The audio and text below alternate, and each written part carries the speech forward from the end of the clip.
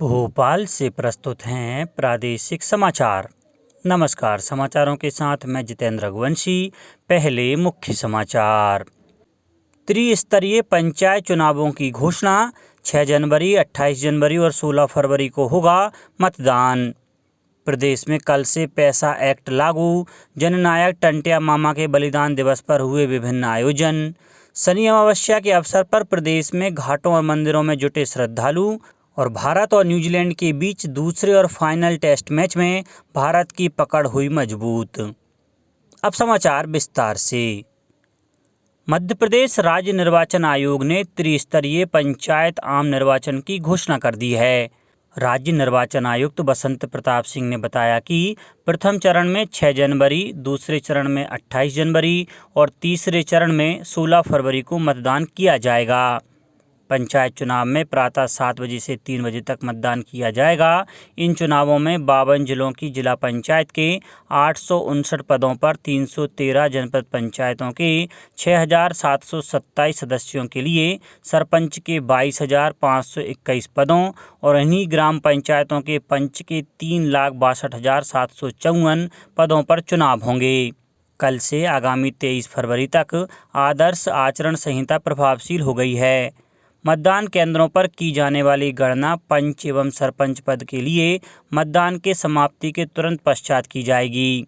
जनपद पंचायत एवं जिला पंचायत सदस्य की विकासखंड मुख्यालय पर होने वाली गणना प्रथम चरण के लिए 10 जनवरी, द्वितीय चरण के लिए 1 फरवरी और तृतीय चरण के लिए 20 फरवरी को प्रातः 8 बजे से प्रारंभ होगी। जिला पंचायत सदस्य के लिए मतों की गणना जिला मुख्यालय पर तीनों चरणों के लिए 23 फरवरी को होगी। चिकित्सा शिक्षा मंत्री श्री विश्वास कैलाश सारंग के माता पिता स्वर्गीय कैलाश प्रसून सारंग की स्मृति में आयोजित बृहद निःशुल्क चिकित्सा शिविर में 2 दिन में लगभग 65,000 लोगों ने लाभ लिया। शिविर में शनिवार को कुल 38,166 लोगों ने अपना इलाज करवाया, जबकि पहले दिन 26,338 लोग स्वास्थ्य सुविधाओं से लाभान्वित हुए थे। शिविर में भोपाल सहित अन्य जिलों के नागरिकों ने निःशुल्क चिकित्सकीय सुविधाओं का लाभ लिया। देश के प्रसिद्ध चिकित्सा संस्थानों के डॉक्टरों से निःशुल्क परामर्श लेने के लिए प्रातः 9 बजे से ही नागरिकों में खासा उत्साह देखने को मिला। शिविर के हड्डी एवं नेत्र रोग ब्लॉक में शनिवार को सबसे अधिक भीड़ रही। शिविर में कल कुल 38,166 मरीजों ने प्रसिद्ध चिकित्सा संस्थानों के डॉक्टरों से परामर्श के साथ ही निःशुल्क जांच एवं दवाएं प्राप्त की।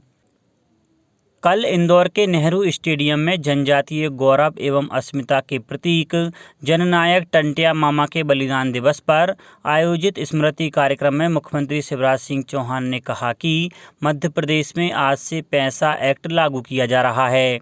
उन्होंने कार्यक्रम में उपस्थित वनवासी बंधुओं को स्वयं अधिसूचना पढ़कर सुनाई। उन्होंने कहा कि प्रदेश में निवास कर रहे वनवासी जिनके दिसंबर 2006 से पूर्व के वन अधिकार के कब्जे अभी तक नहीं दिए गए हैं, उन्हें वन अधिकार पट्टा दिए जाएंगे। इसके लिए प्रदेश में फिर से एक अभियान चलाया जाएगा। इस अवसर पर गौरव कलश यात्रा का स्वागत एवं पूजन किया।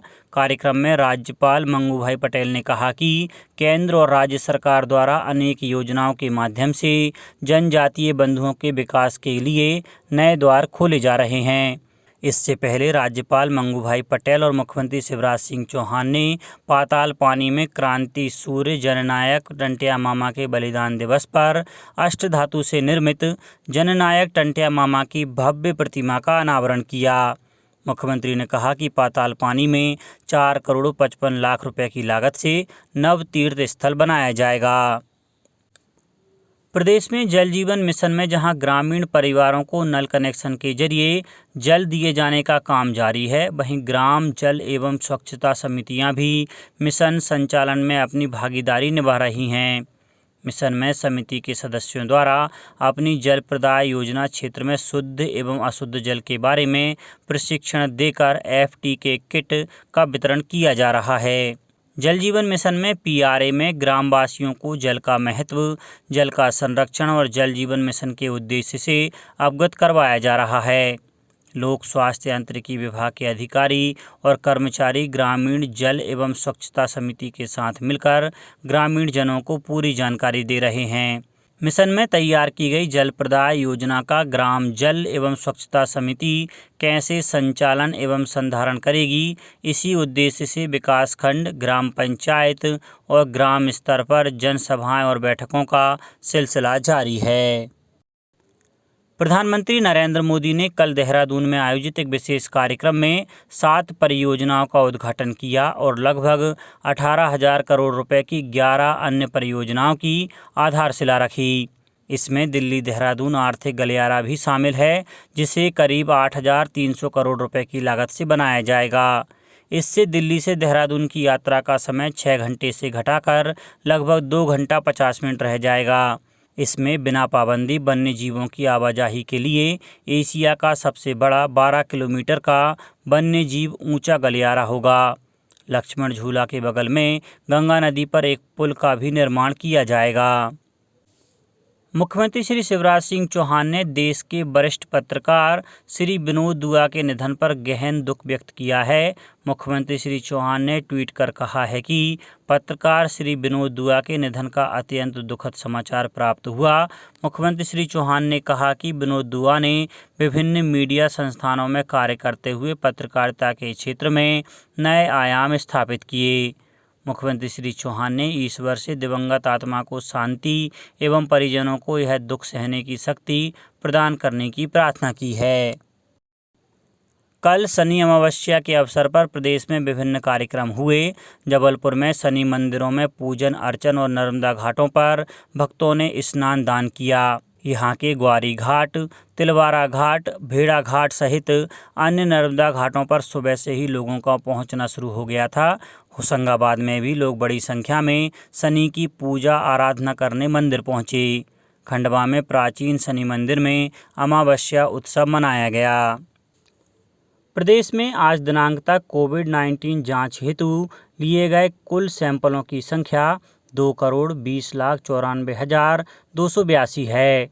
कुल 7,93,232 पॉजिटिव प्रकरण पाए गए, जिनमें से 7,82,562 कोविड-19 रोगी स्वस्थ हुए हैं तथा 10,528 की मृत्यु हुई है।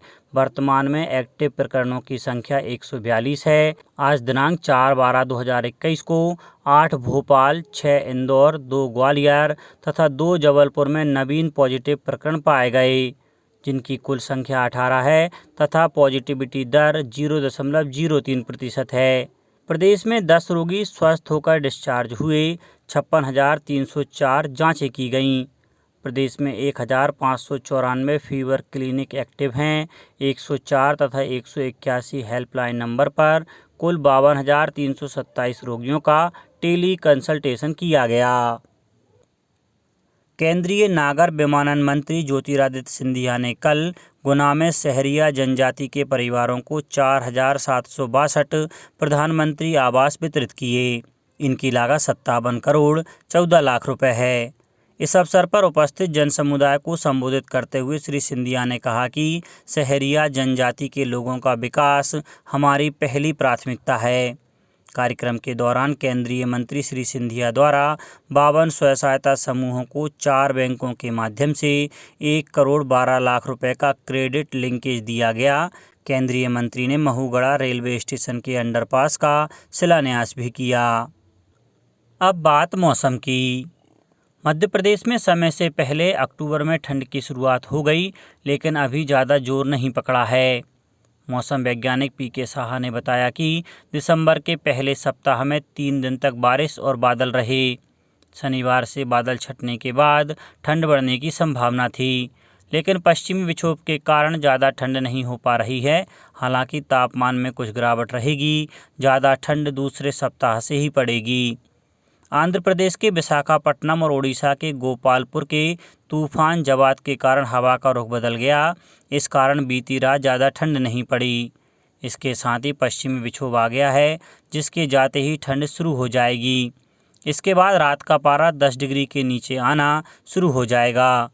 मौसम वैज्ञानिक पीके साहा ने बताया कि अभी एक वेस्टर्न डिस्टर्बेंस है, शनिवार से दूसरा भी सक्रिय हो रहा है। इससे हिमाचल, कश्मीर घाटी और उत्तराखंड में बर्फ़ गिरेगी। इसके बाद यहां से आने वाली हवाएं ठंडी होने से प्रदेश में ठंड बढ़ना शुरू होगा। अब कुछ समाचार खेल जगत से। भारत और न्यूजीलैंड के बीच मुंबई के वानखेड़े स्टेडियम में खेले जा रहे दूसरे और फाइनल टेस्ट मैच के दूसरे दिन कल न्यूजीलैंड अपनी पहली पारी में 62 रन ही बना पाया। भारत ने अपनी दूसरी पारी में बिना विकेट गंवाए 69 रन बना लिए हैं। इससे पहले भारत की पहली पारी 325 रनों पर समाप्त हुई। इस तरह भारत की कुल बढ़त 332 रन हो गई है। न्यूजीलैंड की ओर से एजाज पटेल ने सभी 10 विकेट लिए।